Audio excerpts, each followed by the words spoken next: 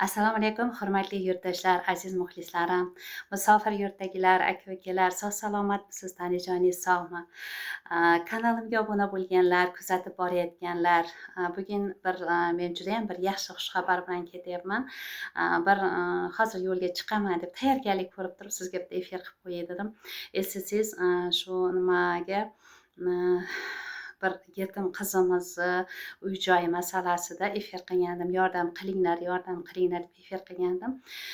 Menga mana shundan keyin mutasaddilarga, tegishli joylarga yetib borib, o'sha tuman hokimlari nima qilishdi, telefon qilishdi.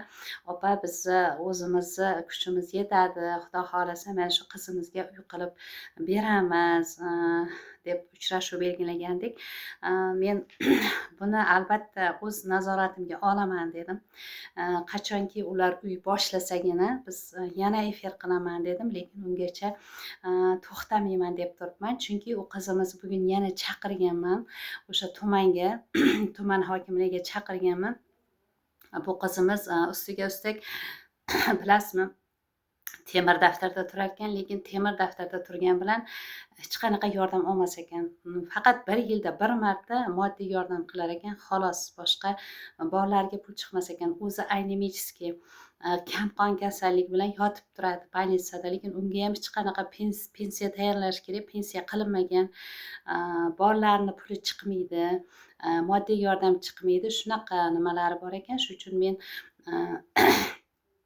mana shu bugun bu qizimizni chaqirdim. Hozir biz tuman xotin-qizlar soveti raisiga uchrashamiz va buni pensiya qiladigan bir pensionni nimalarga ham kirib chiqamiz.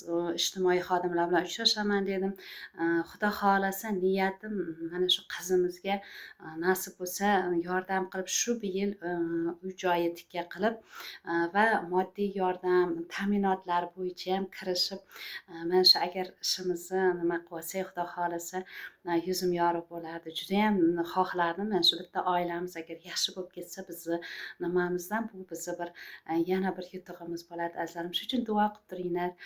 Xudo xolasa yangiliklar bilan yana kelib sizlar bilan efir qilaman deb turibman. Xudo xolasa hozir faqat shu qizni ishi bo'yicha yurganim uchun chiqishga imkonim bo'lmayapti. Albatta shu xalqimiz boy bo'lsa, xalqimiz o'zi boy, bilasizlar. Bizni xalqimiz ichida hammani qozoni qaynayapti, hamma yaxshi yashayapti, lekin o'sha bitta ikkita shunaqa nimalarni ham agar qo'llab ketsak, yordam qilib shu nima qilsak, Xudo xolasa shu elni ichiga qo'shilib, farzandlari ham ertaga shu bir yaxshi uylarda yashasa, shu aytgandim, bolasi o'g'ilchasi shu tishidan rak deganda, Xudo xolasa mana yaxshi bo'lib qoldi. Tishini 6 oy davomida shu nima kelib turasizlar degan ekan. Shunga ham moddiy tomondan qiynalib turgandida. Kecha hayit kunlarda so'rab keldik. Alloh roziligi uchun, Alloh rozi bo'lsin. Endi lekin kartasiga pul tushmabdi. Kartaga pul tashlamagan hech kim. Shuning uchun men hozir mana shu bo'yicha shu tuman hokimligiga chiqyapman. Xudo xolasa ular qilib beramiz degan, lekin baribir yana bugun o'zim ko'nglim xotirjam bo'lishi uchun yana chiqib hozir gaplashib kelish uchun boryapman. Xudo xolasa biz bugun mana shu masalani hal qilamiz. Barchangizga yaxshi kayfiyat tilayman. Kuningiz xayrli bo'lsin azizlarim. Sog' salomat yuring. Kanalimni kuzatib boring, obuna bo'ling, layklar bosib qo'ying. Xudo xolasa ishlarimizni rivoji uchun. Rahmat bor sizga.